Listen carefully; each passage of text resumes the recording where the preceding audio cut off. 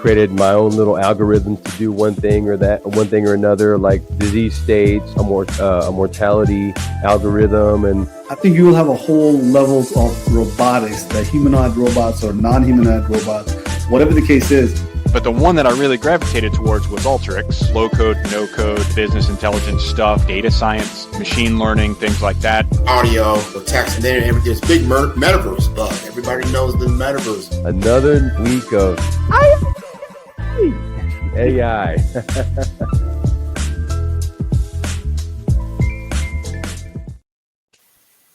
Oh, dude, this is the juice that we talk about. AyAyAy. Yes, sir. AyAyAy. It's funny, as I was wearing that same shirt, I'm starting to feel like, okay, wait a minute, did we time this like right? Yeah. You know, AyAyAy. It's your Monday night shirt. Your turn, Bobby. He's like, No. He said, time out. No. He wants no part of it. Yeah.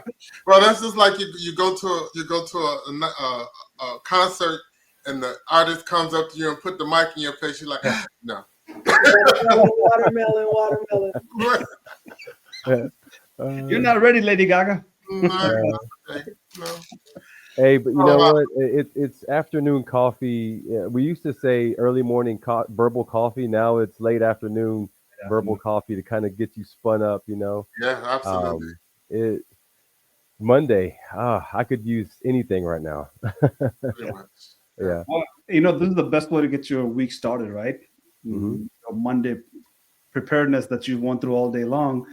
But throughout the week, if you're not putting AI on your book, this is your chance. Put that AI in your book for the week. Get it done, right? If you got to get started. If you got to do something with AI that you haven't done this week, put that on the book. Let's get it done, right? Because we talk about artificial intelligence, we talk about machine learning, we talk about work, we talk about so many things. But one thing we have to do is keep moving forward. Absolutely. And that means learn and execute, right? Learn and do, right? So we're going to learn a lot today. And Masako has a great initiative. So thank you, Masako, for taking part in this.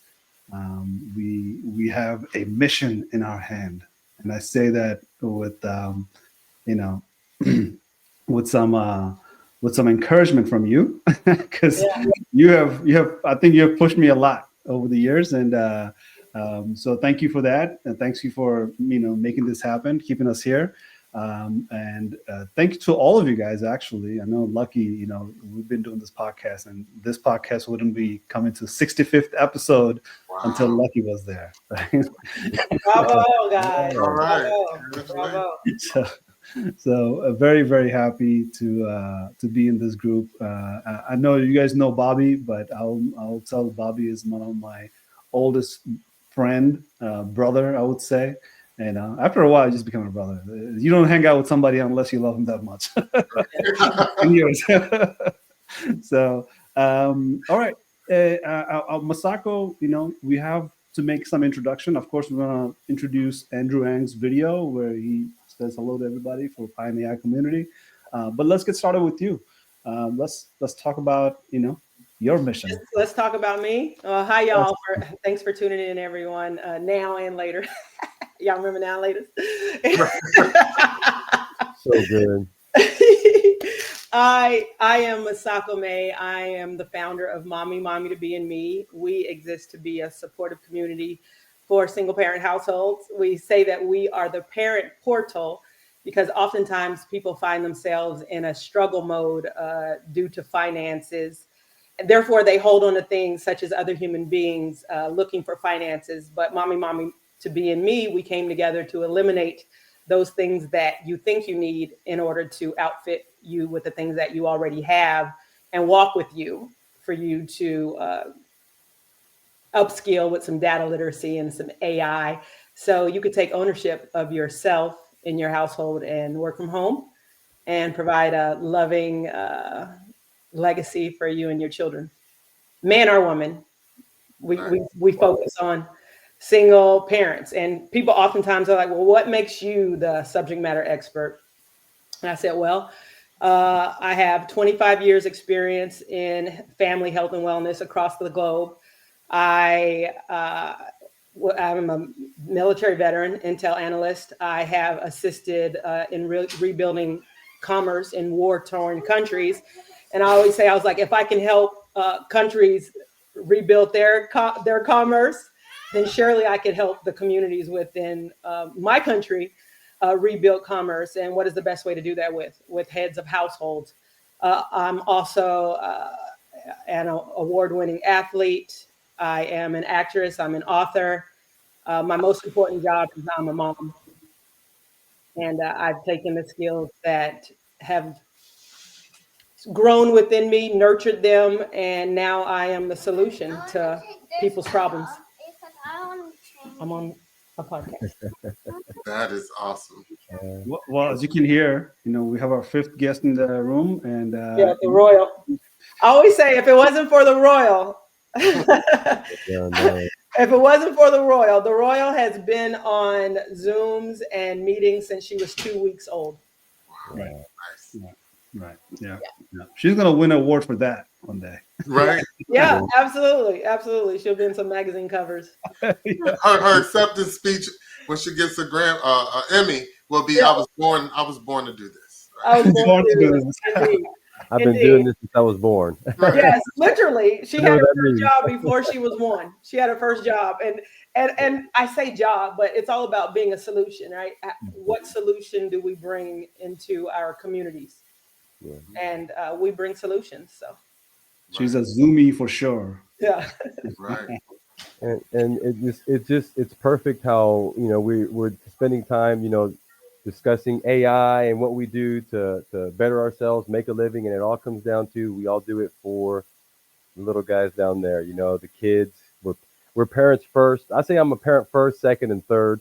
I'm a father, and then it just we start to find ways of how do we support our families. But we come together at the end, and thank you for bringing us together with AI literacy, because at the end, there's a lot of things that we're trying to figure out right now with AI, and it's been moving like a freight train. And some people just are just watching it pass by, and they don't know, hey, I should catch a ride on this freight train or this train, so I know, how I can take advantage of it, maybe better myself. And there's not a lot of places you can go to learn that unless you're going to be, a data scientist. Mhm. And so otherwise you're just poking around. So it's good that you're there helping people, come together with AI, and that's what we're trying to do at the end. We're trying to promote or understand what it is, AI, and how to use it. So thank you. Thank you. Yeah. Welcome. Yes, absolutely. And then of course we have Bobby. So Bobby, I want to say a whole lot about you, but I won't. So Well, listen, after that last intro, I just learned that I am an underachiever. That's what We all are. We all are. Mother. I cannot. Yeah. Oh my goodness.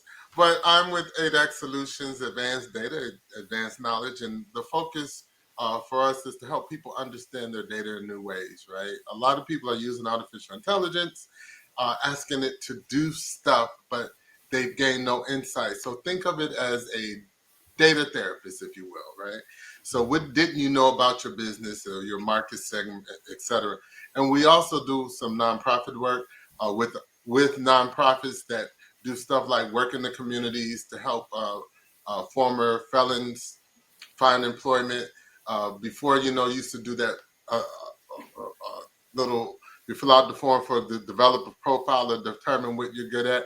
Now we use artificial intelligence to help them determine what kind of things, legitimate things a felon can do to develop a business, and what does that look like. Here's a step-by-step plan on how to make that happen. How to then support families, meaning you have to reintegrate. So that's through an organization called the Anchor Project out of Chicago. And it was started by a former gang member who just grew up and the light bulb went off, and he wasn't happy just helping himself. He began to help the community. So hundreds and hundreds of families getting the wraparound services that they need, and all of that space, there was opportunity for artificial intelligence to help them understand how to do that better. So I'm just glad to be here. I'm proud of the work I do on the on the technical side, on the corporate side, on the government business side. But I'm most proud of the work that I do with the community, because what's the point of coming from someplace and you look back and there's nothing there if you haven't invested? So that's me. I love that. Can I interject real quick, because y'all are giving me the feels, and I feel like, like whenever, when things come through for us, when you said the gang member, right? And you guys said that you feel like you are underachievers. You're saying it jokingly. However, I want people to see me and see you guys and hear you guys and know that what you're explaining is a large language model, right? Gang member, community, large language model. Yes. My mom, a young widow, large language model, right? So individuals that experience things that is their collective, all of those are data points, right? Yeah. If that is the thing that they know, that's what they're from. What we're saying is, like, you can rewrite that. You can reprogram that, right? You have some new supervised learning modules happening, right? Absolutely. Absolutely. Yes. I love it. I love it. Don't do it unsupervised, only supervised. No. No, I'm saying that they were supervised learning models for them to get that A to B, right? Because if 9 times out of 9, you got a gang member raised in a gang household, then A to B leads to that C mindset. Absolutely. Right. And so for someone to say, like, you know what, when I talk about, real life stuff, like, what I understand now is that being a single parent isn't rare. There are 11.5 million single parent households in the United States. Yes. Mm-hmm. Okay, babe. And so it's not a rare thing. So why are a majority of them still on the struggle bus? Why is I can't think of the word I'm thinking, but society pushing the agenda that there's something wrong with you if you're a single parent? Right. Oftentimes people choose to be single parents. And I always say it's better to be a single parent and happy and healthy and wholesome, in love with yourself, so you could show that love to your children, than to stay in a situation where you're getting your butt kicked, where you're being abused and used. And then that's what you're showing your children.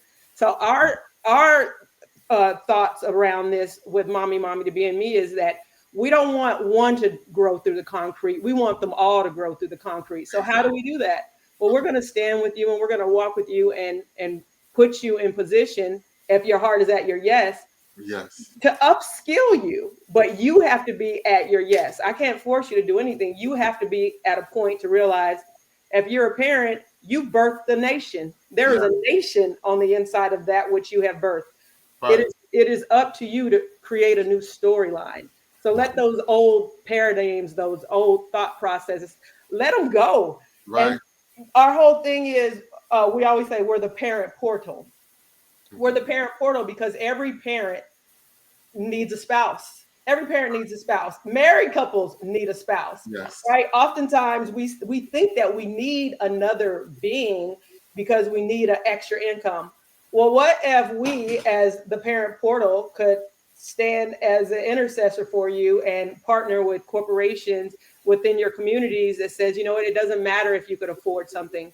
How about we have this built in where, based on the profile that you created in the beginning, we know what you can and cannot afford until you change. The whole thought process that you need to get help, and I have to give you my blood. I got to give you everything just to get some help. So oftentimes you have a large set of individuals that they don't make enough to, have a fulfilling life.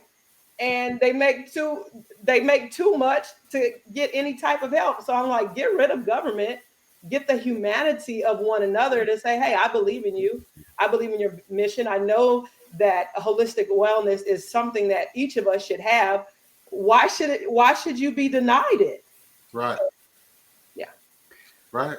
And that it's a digital village, if you will, right? Being able to pull together resources to show people new ways of existing, new ways of being. The truth of the matter, if most people knew a way to exist differently and understood what that was, they do it. Yeah. You know, you can point to something and say, this is what you need to be. Okay, well, what's the roadmap to get there? What can I do realistically? Mhm. Well, using technology to leverage that to help them find the right resources, not the almost right resources or, well, trying to make this work resources, but they've lived a lifetime of no's. So finding the resources that'll help them get to the yes, tremendous, right? The ability to affect change, to get locus of control over their own lives, to be the example for their own children that they didn't have for themselves, you know, multi-generational problems, to be the one that not only escapes it, but escapes it and maintains a healthy relationship with their family. Because oftentimes what happens is a person does well, but then the family pulls on them in ways that are not healthy. So how do you help them understand this is what's going to happen by the book? This isn't, you know, brain surgery.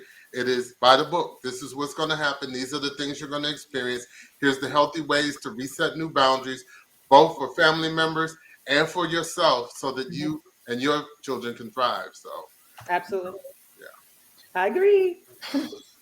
I agree, and I love it. So, I mean, if anybody's listening, they can see the framework of this conversation where it's heading. This is not talking about you invest this much money, you get this much money back, and your quarterly income, and your employee that you have today, you're going to grow that employee base or shrink it. AI is going to take the jobs. We're talking about extended level of conversation that is not necessarily covered in media or in conversations where you have to say like, hey, last week on March 3rd, we had a whole conversation about parents. Parents, you need to pay attention to AI. Understand AI for your kids' purposes. Is your kids going to have a job in the future? Will they need AI to do those jobs? Will they go to school for AI, or would they go to school where AI is just completely off the book, right? So we're going to have a whole lot of conversation. So now, as you can see, the spectrum, the way the conversation goes is a spectrum. And what we're focused on really is Chat GPT and OpenAI and Microsoft. That's what it feels like. It's like Amazon on the news over and over for something, right? But not necessarily, hey, how will this impact the kids? How does the parents deal with this, right? And when we have to have the conversation, we really have to get involved with all the people, right? Because all the people will push through a process, and that process is what's going to give birth to the future, right?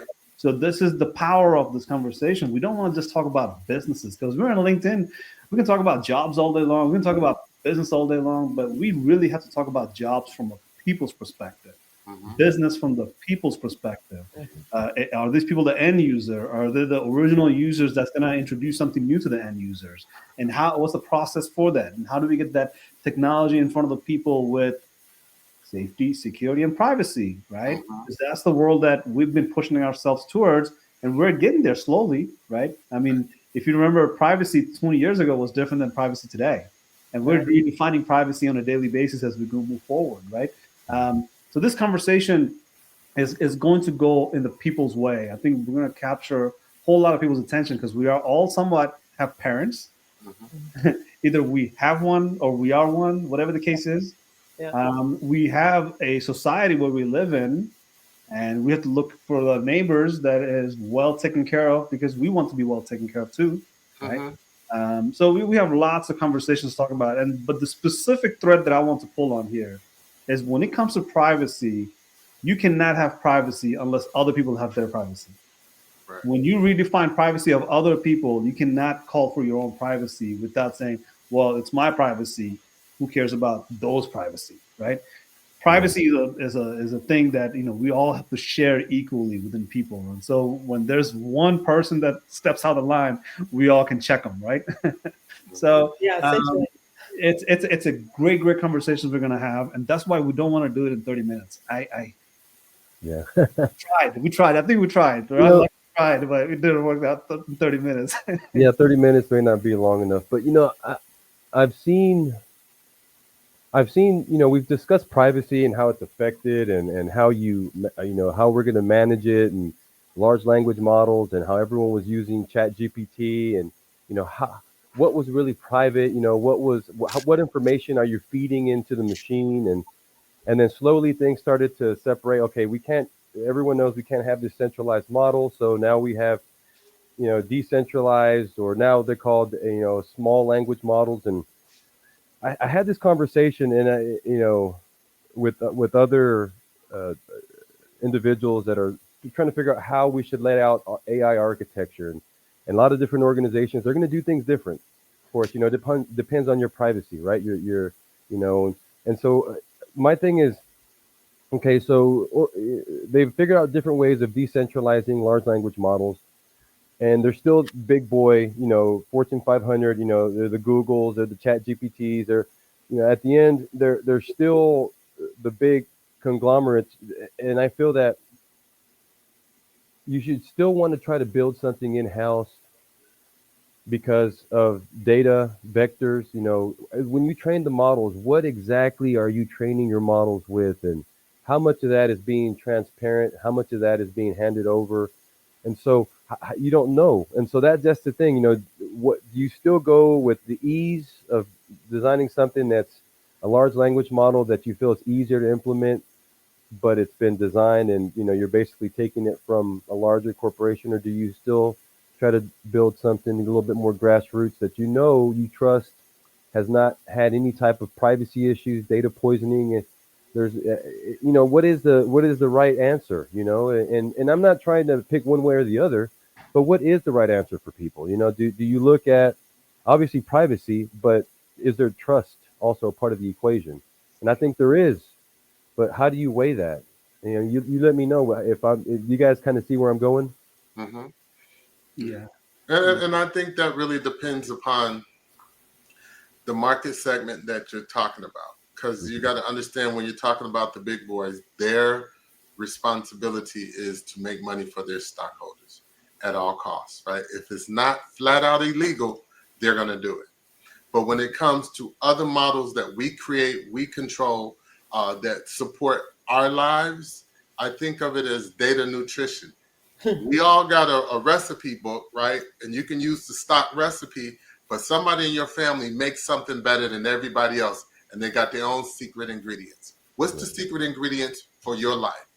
What are the things financially that tie into your goals that you want artificial intelligence to help you with? What are the things, even spiritually or just relationship wise, that you want actual expert information, not just, oh, I Googled it. And we know how dangerous that can be, right?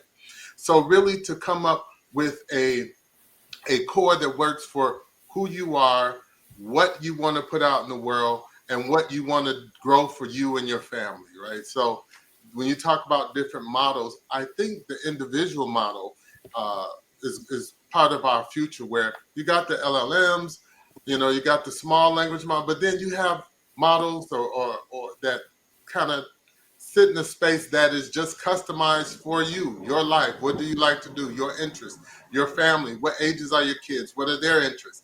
All of those things, so that then when it's going out to grab information, it's stuff that's truly relevant to you without the advertisement piece of it, right? Give me the facts. Give me stuff that has been scrutinized, stood up to rigor, and that actually works, not something that someone is selling me. So really, we get a chance to start over in a way that we didn't originally. We were born into a world where the advertising companies told us what we want, how we want it, and where to go get it. Now that we have all of this information available to us, we get to now change the narrative. So a lot of people are scared of what's going on with technology and how will it change their lives. Well, the question is, how will you change it to suit your life? And you can't do that by sitting back and relaxing. You got to go out and engage it, learn about it, and once you learn about it, tailor it to you and your family. I want to piggyback on Bobby Ray on that. I feel like it's very important. It's necessary. So I want to cheerlead individuals within the communities that have a specific task to do, because the climate in theater right now is perfect for growth. Do not be fearful because things are crumbling, but be courageous to say, you know what, I have something within me. I'm going to be able to write something new and eliminate the biases that were in place before. And so when we look at the climate and say, okay, the opportunity is now. When you could stand in that space and know beyond a shadow of a doubt that the opportunity is now, it creates a different energy within your psyche where it just, you can stay up at all hours of the night and really create something that's unique to be a solution for you and your family and your community, because each community is unique. And so if you could come together with your neighbors in an unbiased situation and create something new, it's going to be beautiful. That's what I'm doing. Absolutely. Well, speaking of coming together in community, we're going to get into some technical jargon right now. And I'm glad we're going to do the technical jargon, because what we're going to do is a gap analysis of, if you're listening and you're not comprehending some of the things that we're saying, you want to get familiarized with that, research on those topics, and have them familiarity, right? Kind of like a celebrity. You heard their name first time, you don't really catch on to it. But 30 times later, you're like, yeah, Jennifer Lopez, I've known her for a very long time. You know, that's my homegirl or something like that from back in the day. Jenny from the block. Jenny from the block. That's right. I know her from the block. Yeah, exactly. So get familiar with that. Get that going, because in this AI world, we're going to talk about AI like we talk about websites, right? You know how to get to a website. AI terminologies are going to become very familiar to you. But what we have to do is really target and do a personalization for our needs. We really have to know what it is that we are responsible for in this AI, whatever that is, right? You can call it transformation, you can call it revolution, you can call it whatever you want to call it, right? But we really have to know what is our role, because based on your role, you're going to be giving away the information's data or interacting with those data, right? So you really have to know, what's my role? How does that impact me down the road? It's kind of like that social media terminology that nobody taught us 15 years ago. Be careful what you put in your social media, because it's going to live there forever, right? We really have to think through that AI conversation of like, okay, what do I put in AI, and how does that remain inside of the internet or wherever the AI lives? Right? We have to think through these topics, and this is what we're here for, right? We want to be able to say, get ahead of the curve rather than wait for the curve to happen. Because in social media curve, we've seen how disaster it has been, given that Instagrams are impacting teenagers. Instagram is creating impacts in lives of kids in a way that we don't want our kids to go through it, because our kids are pretty young, right? We want to get ahead of the curve. So that's why we're going to get technical. But the reason we have this conversation is because of this gentleman called Andrew Ng. So you're going to get familiar with Andrew Ng, because I've known Andrew Ng's name for the last 10 years. It's like a celebrity in my book, right? Yeah. He's not Jenny from the block. He's Andrew from Stanford University. And, he's sort of the godfather of artificial intelligence. So I'm going to play a quick introduction video from Andrew Ng, so you get to know Andrew Ng. But if you have to learn more about these topics, you can go to ChatGPT, you can go to Google. If you're a military veteran, I will highly encourage you to go to Coursera, because it's free for military veterans. And deeplearning.ai, which also has a lot of these free courses through Coursera, but Deep Learning AI kind of stands alone. But both Coursera and Deep Learning is Andrew Ng's initiative. So Andrew Ng's been part of Coursera for a long time, and Deep Learning is the latest one. So, so before we get into the technical conversation, let's play Andrew Ng's welcome video. So if I can, I think I should be able to. Somewhere here, it's there. I see it. You see it? All right, cool. Hello, deep learners. I'm Andrew Ng, founder of deeplearning.ai, and I'm excited to welcome you to our global deep learning community. I know that many of you are here today because you want to break into AI and build your career. I hope that being part of this community will help you to do so.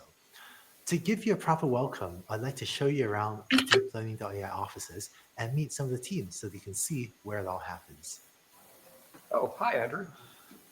Do you want to tell our friends at Pine AI what you do at deeplearning.ai? Sure. Hi, everyone. I make articles and other media that help people learn about AI and help them understand the huge impact that AI is having in the world. Today, I'm putting together the next issue of The Batch, our weekly newsletter, and I'm looking for the biggest stories of the week to keep our readers informed. What's been the most surprising thing you've run into working on The Batch? How much is going on in this field? There is never a dull moment. you might think from the outside that machine learning engineers really understand everything about AI, but nobody understands everything about AI because this field is just coming to life right before my eyes as I put this thing together every week. All right, I know you're really busy, so I'll let you get back to it. Thanks. See you later. Let's go meet Kian, who helped me create the deep learning specialization. He's working on an exciting new project. Hey Kian, so do you want to tell the people at Pine AI what you're working on? Yes, sure. I'm leading a project called Rockstar, focusing on helping people get offers in AI and navigating their career by testing their skills, preparing for interviews and certifying them, as well as matching and referring them to good jobs in AI. That's really cool. And what's the most exciting part of your day? You know, the AI field is new, organizations and jobs are still misunderstood. So I'm excited to help people understand what different types of jobs exist in the field, what tasks they will work on, and what skills are needed to achieve those tasks. That's really important work. Well, it's nice chatting. And now let's go chat to Hotel, who is on their product team. Hey, Andrew. Do you want to say hi to our friends at Pine AI and let them know what you're working on? I would love to. Hi, everyone. I lead the product team in deeplearning.ai, where we create AI education content accessible to people all around the world. People like you. And what are you most excited about right now? I am so excited to see our community grow and to see how eager people are to learn more about AI. Thanks, also. Thanks, Andrew. So, as you can see, our team is working hard to support you and help you learn. It's never been easier than before to break into AI. So, if you want to build a career, you can leverage online resources available, including open source code, datasets, papers, and online courses like a deep learning specialization on Coursera. As part of this journey, I hope you get your hands dirty too. Don't be afraid of diving in to build your own project. Or go ahead and try to replicate a research paper that you're excited about. One thing that I've seen help a lot of people succeed is if you can build a community or find a community of fellow deep learners you can meet with and study with on a regular basis. In fact, I hope that this Pine AI meetup that you're at right now will be a good place for you to meet these people. I hope you enjoyed the event today and that you learn a lot, both from the talks and from each other. And once again, welcome to the deeplearning.ai community.